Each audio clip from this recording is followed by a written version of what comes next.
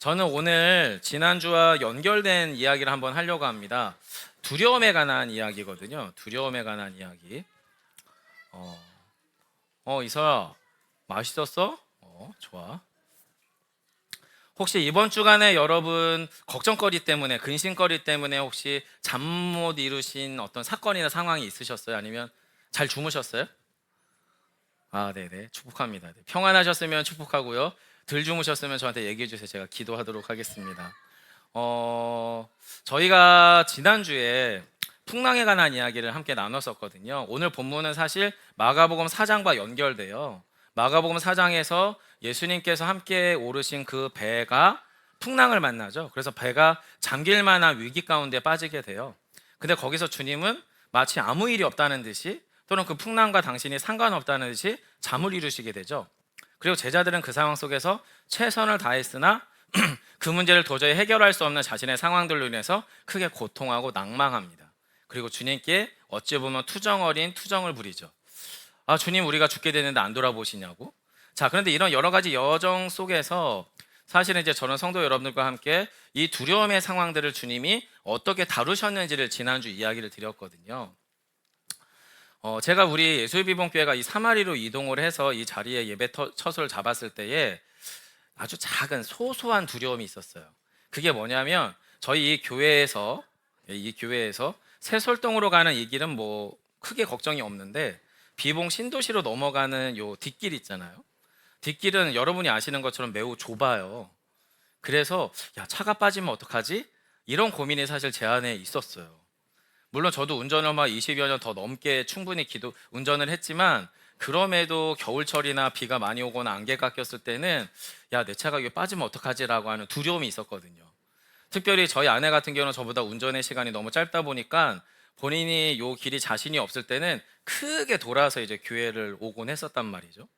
근데 시간이 이제 어느새 이제 얼추 저희가 이제 한 여기 있어진 지 한 9개월 돼가는 것 같은데 이 정도 시간이 지나니까 이게 이제 어떻게 해요? 무뎌지더라고요. 사실 처음 가졌던 이 두려움이 그렇게 이제는 뭐 큰 두려움이 되지 않아요. 하지만 또 반면에 이 길이 가져다주는 저에게 주는 압박감과 두려움은 뭐냐면 너무 여기가 외진 듯한 공간에 대한 느낌을 주다 보니 이 뒷길이 빨리 좀 2차선으로 확장됐으면 좋겠다, 이런 염려도 있고 또 불안도 있어요.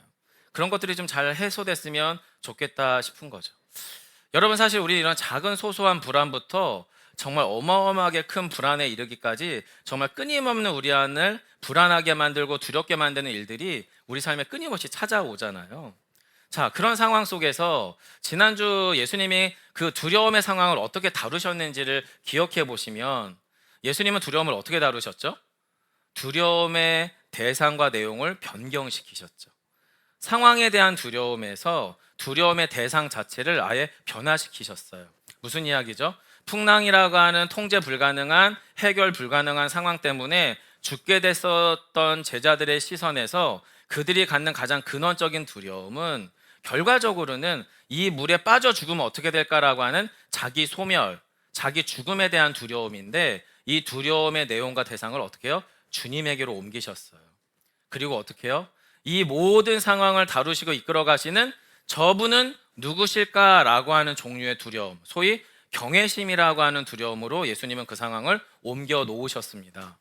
그래서 제자들은 이 본문의 끄트머리쯤에, 4장 끄트머리쯤에 저분이 누구기에 이 바람과 바다가 순종하는고? 라는 질문으로 이 이야기가 끝이 나고, 드디어 그렇게 여러 가지 우여곡절을 무릅쓰고 제자들을 데리고 억지로 도착한 곳이 어디냐면 바로 오늘 본문의 이곳이죠. 자, 본문 1절을 한번 자막으로 함께 보겠습니다. 한번 보여주실래요? 네, 함께 읽겠습니다. 시작. 예수께서 바다 건너편 거라사인의 지방에 이르러. 자, 여기서 예수님의 최종적 목적지, 제자들을 설득하고 풍랑 속에서 이 많은 에피소드를 경험시키고 두려움의 내용이나 상황에 몰두해 있었던 제자들에게 그 상황에서 그 상황을 통제하고 다룰 실력이 없다는 게 확인된 자신들을 다시금 두려움의 실체이신, 정말 모든 만물의 주인 되시는 하나님의 아들이신 예수 그리스도에게로 집중하게 한 상태에서, 그리고 고작 만난 곳이 어디냐면 여기예요. 거라사인의 지방. 자, 그럼 이 거라사인이라고 표현되어 있는 이 지방이 어딘지, 그리고 지금 이 지방에서 만난 사람이 누군지 이게 사실 중요하지 않겠어요? 그렇게 시끌벅적한 에피소드를 겪게 하고 나서 만난 사람이 저 사람이고 간 곳이 저곳이라면 저곳이 저와 여러분에게 어떤 영적 의미가 있는지를 살펴볼 필요가 있잖아요. 실은 예수님 시대는 우리가 아는 것처럼 이스라엘이 로마의 식민지로 살던 시대였습니다. 그리고 여러분, 로마의 식민지로 산다라고 하는 의미는 뭐냐면 예수님이 살던 이스라엘은 원래 로마 제국으로 치면 아주 변방에 해당되거든요.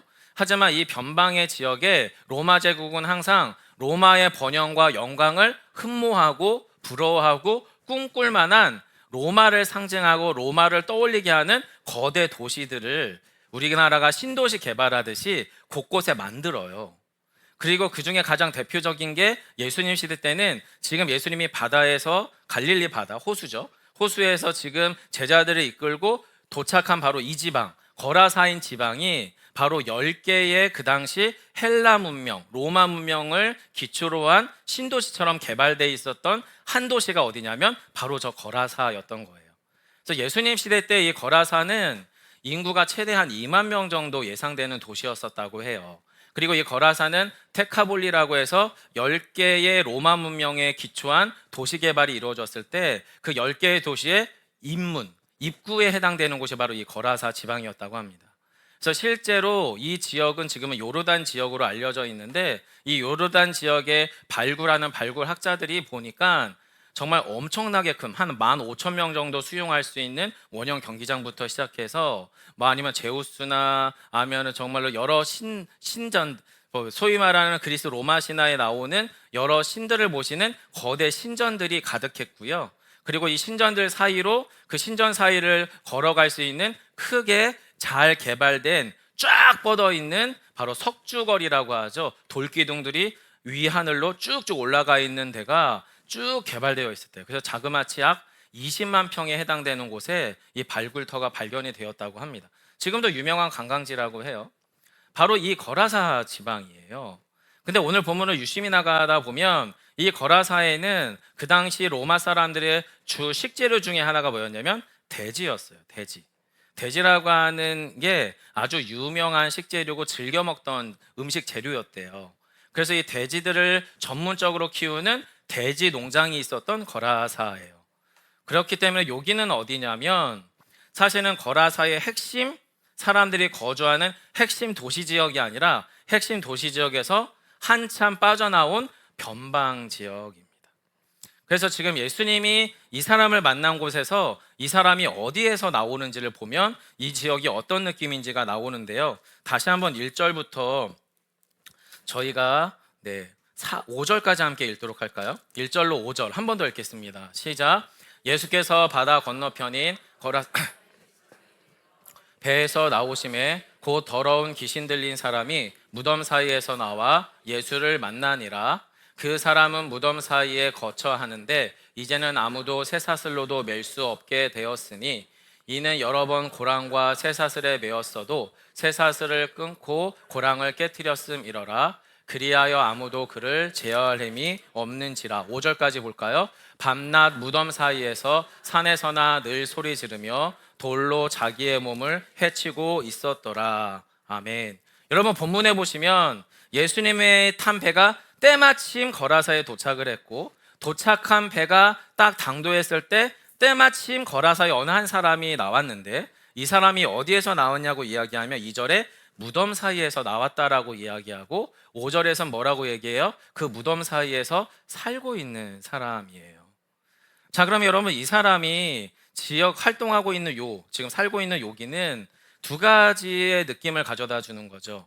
화려하고 찬란한 빛의 번영을 상징하는 핵심 도시의 한참 변두리 지역, 소외된 지역 안에서 산자들의 도시가 아닌 죽은 자들의 도시와 같은 무덤가가 있었다는 것과 또 하나는 그 당시 유대인들은 레위기 율법의 기초에서 절대 쳐다보지도 않고 먹을 생각조차 하지 않는 돼지를 키우는 돼지 농장이 있는 곳이 바로 이 거라사 변방 지역이었고 이 지역에서 그는 사람들, 소위 돼지 농장에서 직원으로 일하는 사람들이 살아가는 그 어떤 마을이 아니라 거기서도 소외되고 버려지고 제외된 채로 사람들이 절대 거주하지 않을 것 같은 죽은 자의 도시인 무덤 사이에서 살아가고 있는 사람인 거예요. 그래서 이 사람을 성경에서는 뭐라고 표현합니까? 귀신 들린 자다라고 이야기합니다.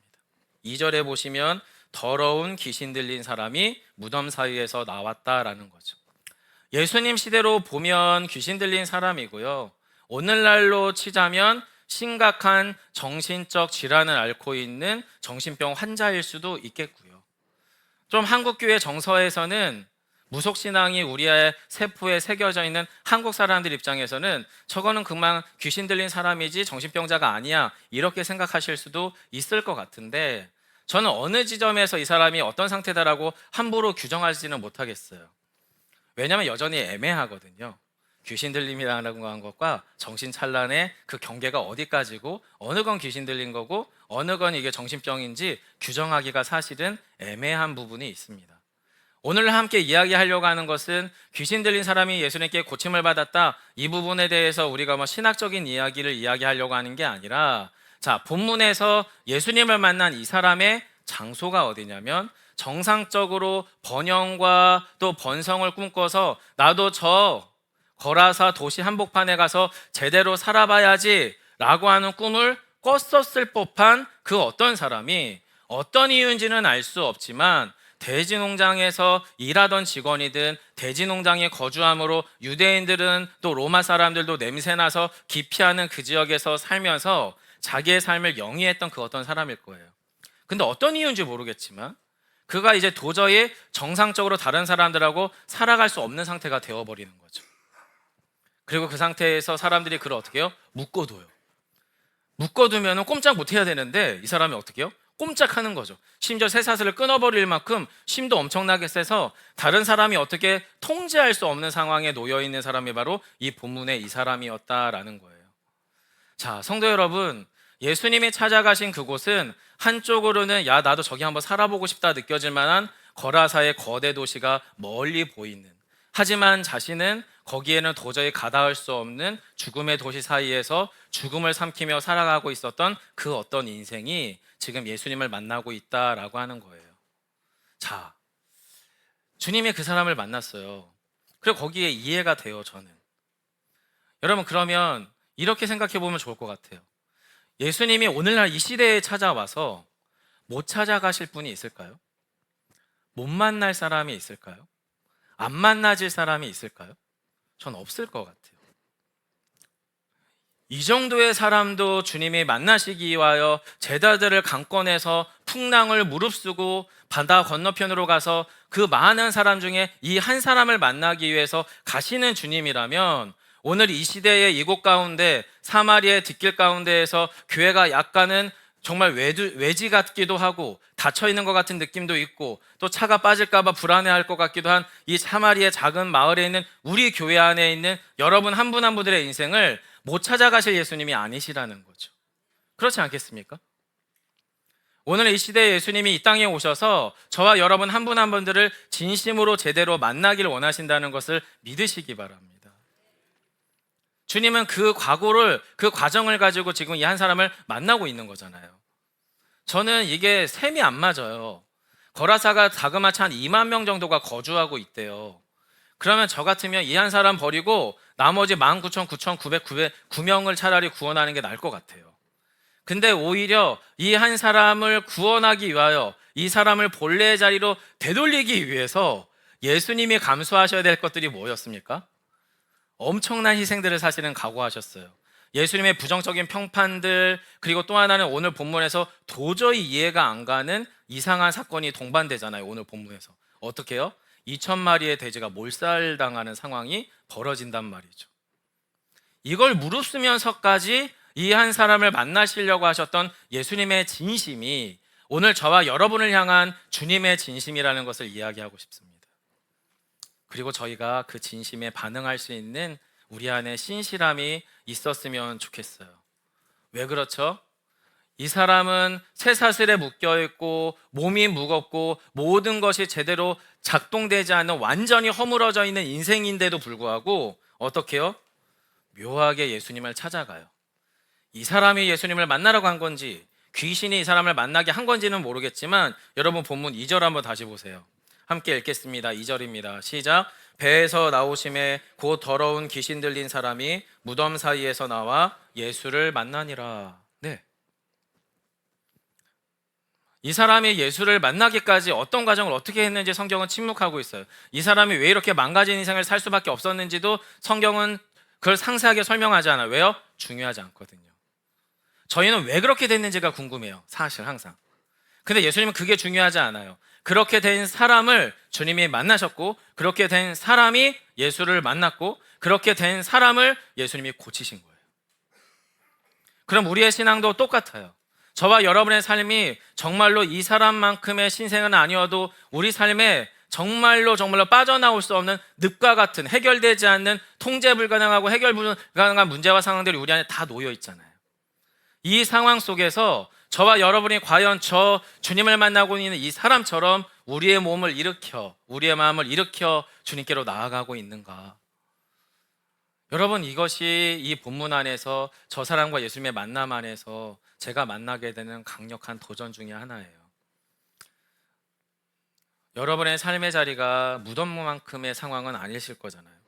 어쩌면 무덤에 방불한 상황일 수도 있다 치고, 그 상황 속에서 우리는 뭘 결정해야 되냐? 그 사이에 나와서 예수를 만나시는 여러분과 제가 되시기를 부탁드려요. 그런데 오늘 본문에서 정말 납득이 안 가는 것 중에 하나가 이 본문의 후반절이에요. 14절 한번 보실래요? 예, 죄송합니다. 저희가 11절부터 봐야겠네요. 11절부터 14절까지 함께 보도록 하겠습니다. 11절로 14절 함께 합니다. 시작. 마침 거기 돼지의 큰 떼가 산 곁에서 먹고 있는지라 이에 간구하여 이르되 우리를 돼지에게로 보내어 들어가게 하소서 하니 허락하신데 더러운 귀신들이 나와서 돼지에게로 들어가매 거의 2,000마리 되는 떼가 바다를 향하여 비탈로 내리다라 바다에서 몰살하거늘 14절이요 치전자들이 도망하여 읍내와 여러 마을에 말하니 사람들이 어떻게 되었는지를 보러 와서. 자, 여러분, 이 본문에서 납득하기 어려운 사건이 하나 일어납니다. 그리고 이 사건을 학자들은 이렇게 해석하기도 합니다. 과장됐다. 이 시대에 2,000마리의 돼지일 정도면 지금 이 거라사의 경제의 한 축을 담당하고 있을 만큼 너무나 핵심적이고 거대한 산업인데 이 정도의 돼지를 다 몰살시킬 정도면 이 도시의 타격이 너무 클 거니 이건 있을 수 없는 일이다. 그러니 이것은 과장돼서 한 20마리 정도 빠져 죽지 않았겠느냐라고 말하는 학자들도 있고요. 아니면 이것은 실제로 돼지가 빠져 죽었다는 말이 아니라 이건 예수님께서 한 영혼을 그렇게 귀히 여기신다는 의미의 상징적 표현이다라고 이야기하는 분들도 있어요.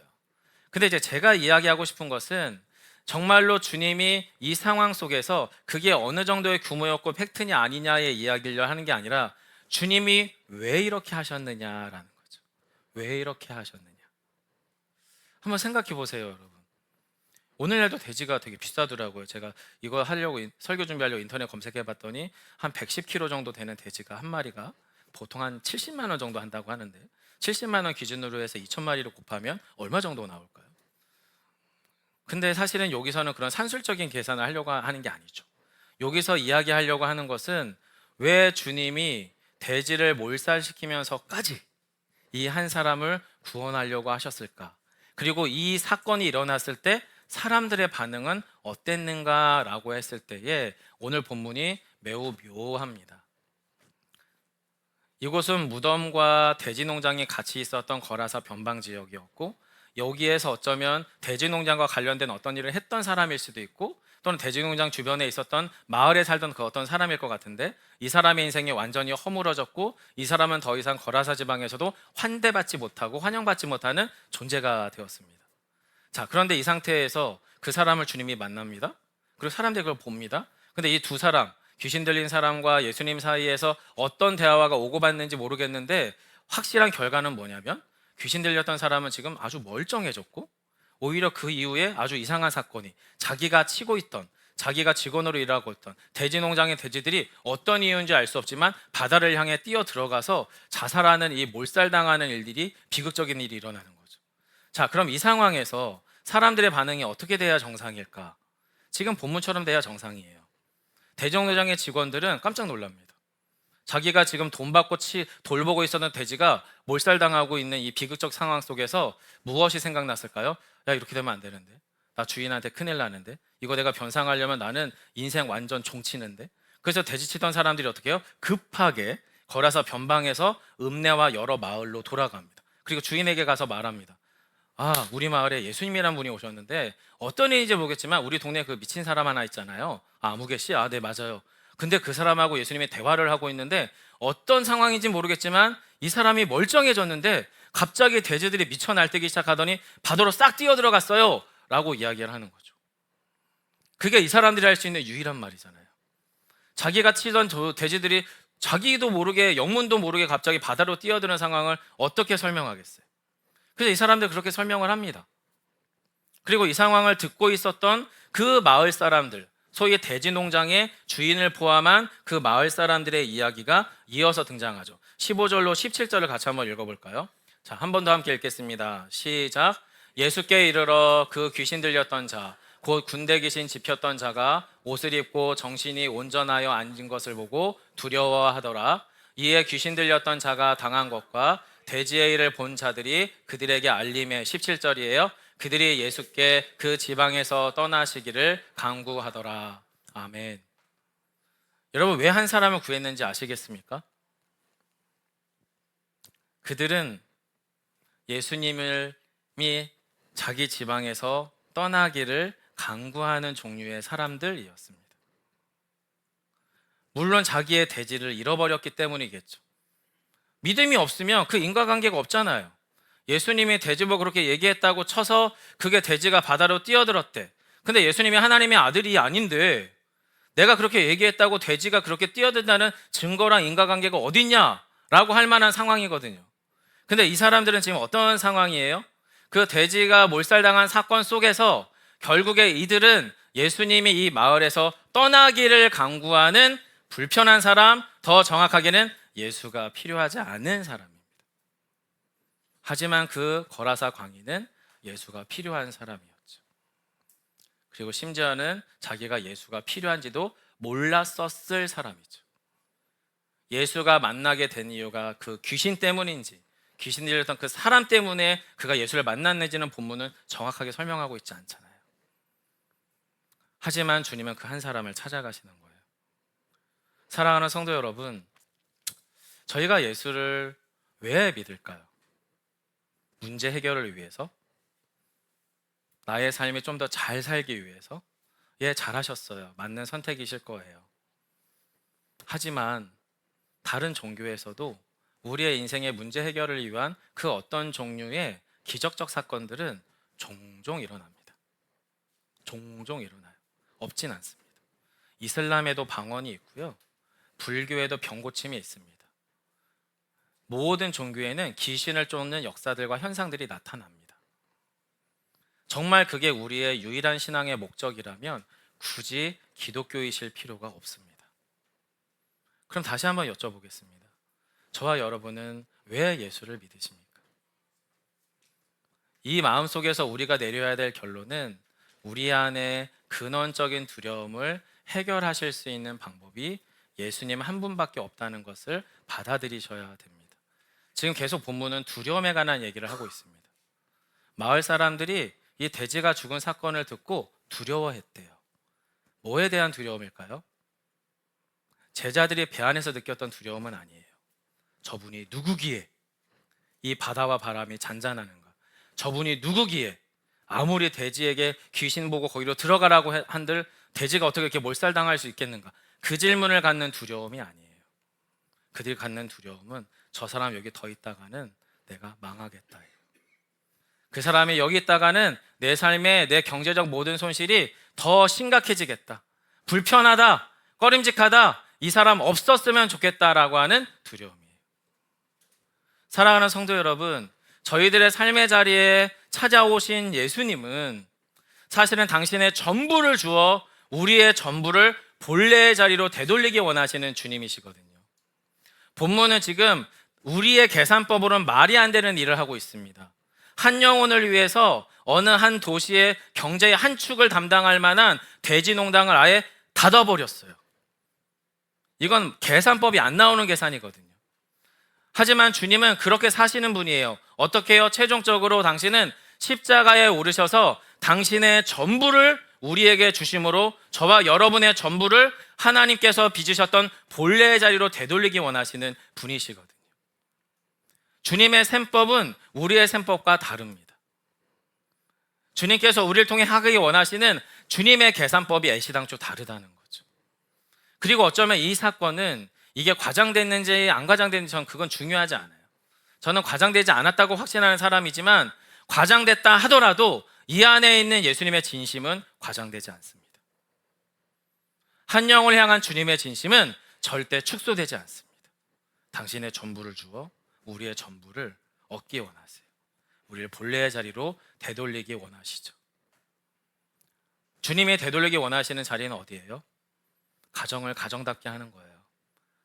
남편을 남편답게 하고, 아내를 아내답게 하고, 자녀를 자녀답게 하고, 교회를 교회답게 하고, 하나님 보시기에 좋아 따라가는 참된 공의와 사랑의 질서가 충만한 본래의 그 자리예요. 그 자리로 이 사람을 주님이 어떻게 해요? 돌려놓으셔요. 그래서 여러분 오늘 본문에 제가 읽지는 않았지만 뒷부분이에요. 회복되고 나서요, 예수님의 제자들과 예수님이 다시 배를 타고 건너편으로 건너가시려고 하자 이 사람이 회복되니까 예수님을 따르겠다라고 얘기해요. 근데 주님이 그것을 거절합니다. 여러분 제가 이 부분을 같이 한번 제가 읽어드릴게요. 18절입니다. 18절로 20절. 예수께서 배에 오르실 때에 귀신 들렸던 사람이 함께 있기를 간구하였으나 허락하지 아니하시고 그에게 이르시되 집으로 돌아가 주께서 내게 어떻게 큰 일을 행하사 너를 불쌍히 여기신 것을 내 가족에게 알리라 하시니. 이어서입니다. 그가 가서 예수께서 자기에게 어떻게 큰 일을 행하셨는지를 데가볼리에 전파하니 모든 사람이 놀랍게 여기더라. 아멘. 주님은 이 사람의 삶의 자리를 본래의 자리로 되돌리신 후에 자, 너도 배 타. 너도 12명의 제자 중에 한 사람 이제 13번째 제자로 내가 삼아줄게. 그게 아닙니다. 너는 본래의 집으로 돌아가라. 그리고 원래 그 자리에서 너의 그 일을 해라. 예수께서 당신을 위해서 무슨 일을 하셨는지 그걸 그냥 너희 가족들에게, 너희 마을 사람들에게 전파하라라고 이야기하고 있습니다. 사랑하는 성도 여러분, 예수의 복음은 언제나 한 영혼을 향합니다. 근데 이 한 영혼을 향할 때 그 예수 그리스도의 복음은 저와 여러분의 자리를 더 높은 자리, 아니면 문제 해결이 완전하게 된 자리, 물론 그런 것도 있겠지만 가장 본질적으로는 주님이 원하시는 가장 순전한 그 본래의 자리로 저와 여러분을 되돌리기 원하시는 거죠. 바로 그 자리에서 주님은 그 일들을 행하시고자 이 한 사람을 만나 주셨다라는 겁니다. 저는 그 놀라운 은혜가 저와 여러분의 가정에서 일어났으면 좋겠어요. 우리의 교회에서 그 일들이 일어났으면 좋겠고 이 마을에서 그 일들이 일어났으면 좋겠어요.